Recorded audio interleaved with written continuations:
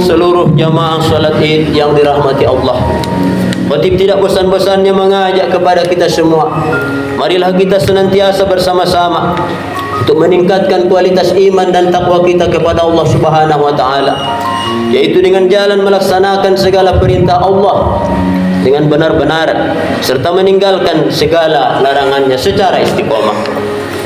Kaum muslimin jamaah salat Id yang dirahmati Allah, sejak semalam ketika tenggelamnya matahari di ufuk barat menandakan kita telah menyelesaikan perjuangan sebulan penuh, yaitu ibadah puasa Ramadan, maka berarti kita sudah berpisah dengan bulan yang agung, bulan yang mulia, yaitu bulan Ramadan.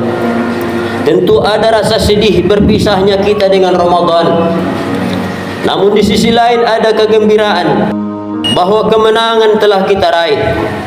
Dalam hati yang paling dalam tentu ada keinginan bahwa kiranya Allah berikan umur yang panjang, umur yang berkah kepada kita.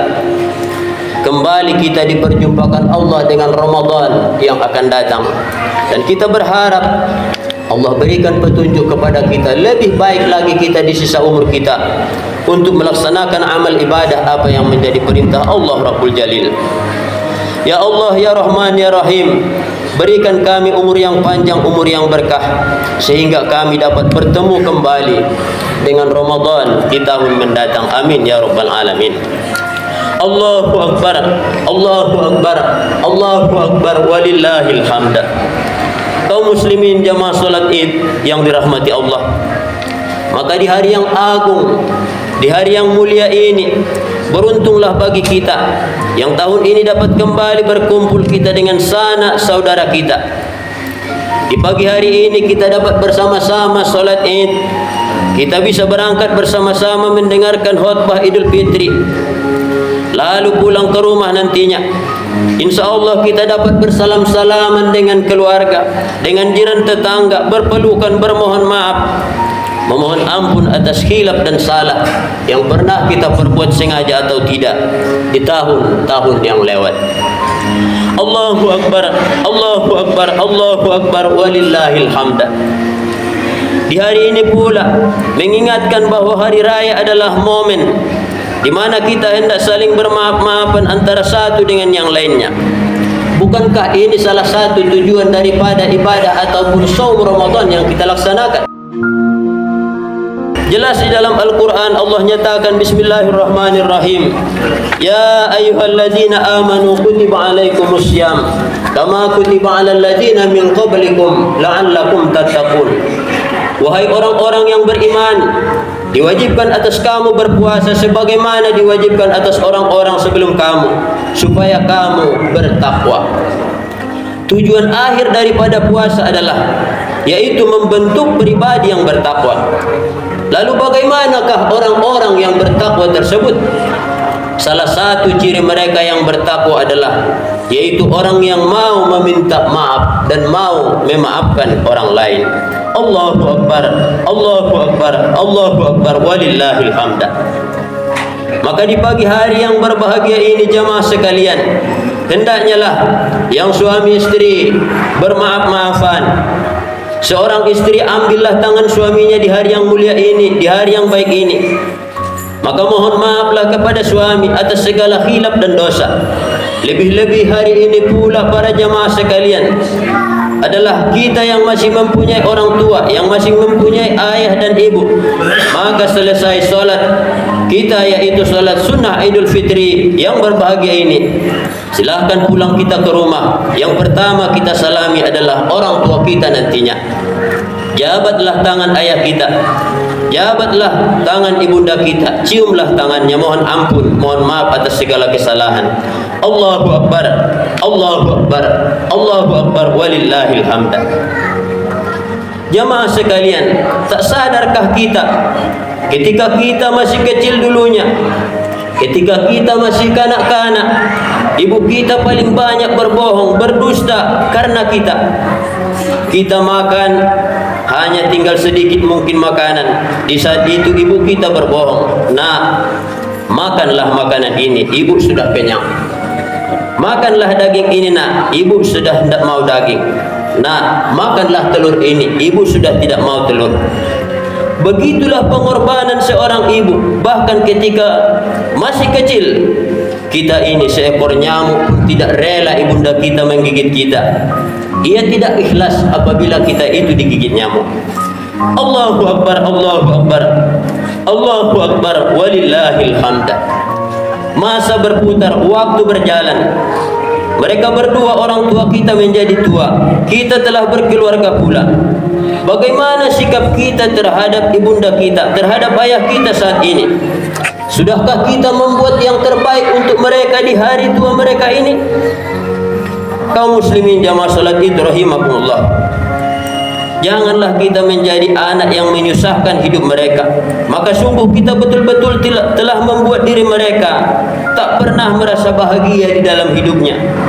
Maka sungguh kalau belum mampu kita membahagiakan orang tua kita di usianya yang sudah tua, setidaknya lah jangan kita membuat sakit hati mereka. Jangan kita membuat perasaan mereka tersinggung. Pulang kita dari solat ini, ambillah tangan ibunda kita, ciumi tangannya bagi mereka yang masih ada orang tua kita.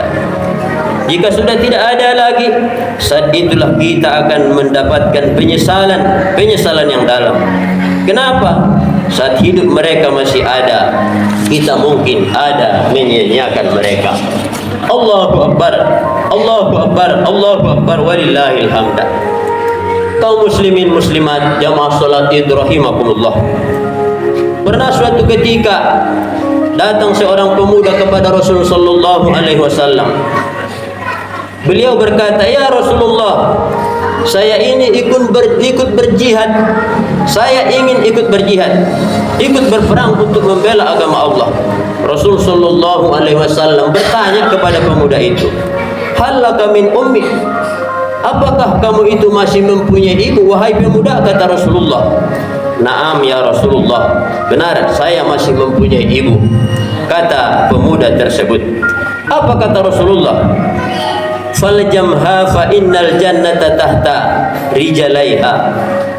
Pulanglah kamu wahai anak muda, rawatlah ibumu, karena sesungguhnya surga berada di telapak kaki ibu.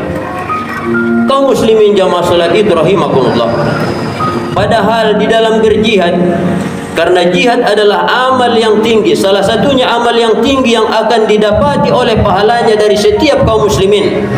Ketika jihad, bisa seseorang tidak akan merasakan sakitnya sakaratul maut. Ketika jihad, dia tidak mendapatkan azab kubur kelak. Ketika jihad juga dia tidak akan merasakan hisab yang berat. Tapi apa kata Rasulullah kepada pemuda itu? Pulanglah dan rawatlah ibundamu. Itu yang disampaikan Nabi. Kemudian mungkin pernah kita dengar bagaimana kisah seorang yang bernama Uwais Al-Qarni. Ingatkah kita dengan pemuda tersebut? Pemuda yang hidup di zaman Rasul sallallahu alaihi wasallam. Namun dia itu tidak termasuk sahabat, karena beliau tidak pernah berjumpa dengan Rasulullah. Beliau beriman kepada Rasul, namun belum pernah berjumpa, tidak pernah berjumpa dengan Rasul sampai akhir hayat Nabi kita, Nabi sallallahu alaihi wasallam. Tapi Rasul sallallahu alaihi wasallam mengatakan kepada para sahabat bahwa nanti wahai para sahabatku, akan datang seorang pemuda, yaitu untuk menuju Ka'bah yang mulia ini. Apa pesan Rasul kepada para sahabat? Ketika pemuda itu datang, mintalah doa kepadanya. Doanya sangat mustajab wahai para sahabatku, kata Rasul kepada para sahabat. Itu disebabkan karena amalan utama pemuda tersebut tidak lain adalah berbakti kepada orang tuanya, berbakti kepada ibundanya. Ia sanggup menggendong ibunya dari kampungnya untuk menuju kota Mekah, kota yang suci, yaitu melaksanakan ibadah haji. Itulah dia tentang kisah seorang pemuda yang bernama Uwais Al-Qarni. Kaum muslimin jamaah salat Id rahimakumullah, Rasul sallallahu alaihi wasallam pernah bersabda, "Ridullah fi ridul walidain wa suhtullah fi suhtul walidain." Ridha Allah itu tergantung kepada ridhonya dua orang tua, dan murka Allah itu terletak pada murkanya kedua orang tua. Namun di antara kita masih ada kadang kata-katanya yang lebih keras daripada kata-kata kedua orang tuanya atau salah satunya. Barangkali bisa air mata orang tua kita menetes. Ayah adalah orang tua yang berjuang, yang dia itu tidak pernah kadang mengenal panas dan hujan demi untuk mendapatkan yang namanya duit, uang, bahan-bahan kebutuhan rumah tangga. Tidak lain adalah untuk kepentingan istri dan anak-anaknya. Maka oleh karena itu di hari yang mulia ini, wahai saudara-saudariku, marilah ambil tangan orang tua kita, ciumi tangan yang lemah, yang telah banyak berjuang untuk kita, yang tidak mengenal lelah. Dia tidak mau tahu kadang hujan dan panas. Kadang-kadang orang tua kita itu dimaki orang lain lagi, padahal dia adalah berusaha yang baik. Kadang tinggal lagi amal ibadahnya demi untuk mendapatkan biaya hidup istri dan anak-anaknya di rumah. Allahu Akbar, Allahu Akbar, Allahu Akbar, walillahil hamd. Mungkin di antara kita ada yang tidak seberuntung saudara-saudara kita yang lain. Di antara kita mungkin sudah ada yang sudah tua, bahkan kemungkinan besar ada orang tuanya yang sudah lebih dulu meninggalkan dunia ini. Maka oleh karena itu, nanti sepulang dari sholat Id, kita bersama-sama dari masjid ini, ayo ziarahilah makam orang tua kita, doakanlah orang tua kita. Allahumma ghfirli wa liwalidayya, Allahumma ghfirli wa liwalidayya warhamhuma kama rabbayana shaghira. Ya Allah, ya Tuhan kami, ampunkan dosa-dosa kami, ampunkan dosa-dosa kami dan dosa kedua orang tua kami. Sayangi keduanya ya Allah, sebagaimana keduanya menyayangi semasa kecil kami. Kaum muslimin jamaah salat Id rahimakumullah, kalaulah kita telaah dari potongan hadis Rasul, tidak semua para orang tua kita, para nenek kita atau leluhur kita itu orang yang membawa amal berpulang ke hadirat Allah. Maka oleh karena itu, mereka itu sangat-sangat mengharapkan doa dan sedekah daripada kita, anak generasinya ini. Kaum muslimin jamaah salat Id rahimakumullah, satu kisah pernah diceritakan oleh Abu Bakar, yaitu mengenai hadis Rasul sallallahu alaihi wasallam. Di ketika seseorang ataupun para leluhur kita atau orang tua kita yang berpulang ke rahmatullah, beliau itu tidak membawa amal ibadah ke hadirat Allah. Tak ubahnya mereka itu adalah ibarat yang berlayar di tengah lautan. Kemudian mereka itu tak ubahnya adalah orang yang minta tolong kepada orang di daratan. Kalaulah hal ini Allah perlihatkan kepada kita yang masih hidup ini, pasti kita tidak tahan. Beliau itu berdoa, wahai para handai tolan, wahai para anak-anakku sekalian, wahai para kaumku, kami ini adalah orang yang karam di tengah lautan. Kami mohon pertolongan kepada kamu semua. Wahai anak-anakku, doakanlah kami dengan doa yang tulus. Berikan kami bantuan. Berpikirlah kamu untuk membantu kami. Apa yang dimaksudkan oleh hadis Rasul tersebut? Agar kita setidaknya banyak-banyak mendoa kepada para orang-orang tua kita yang sudah lebih dulu meninggalkan kita.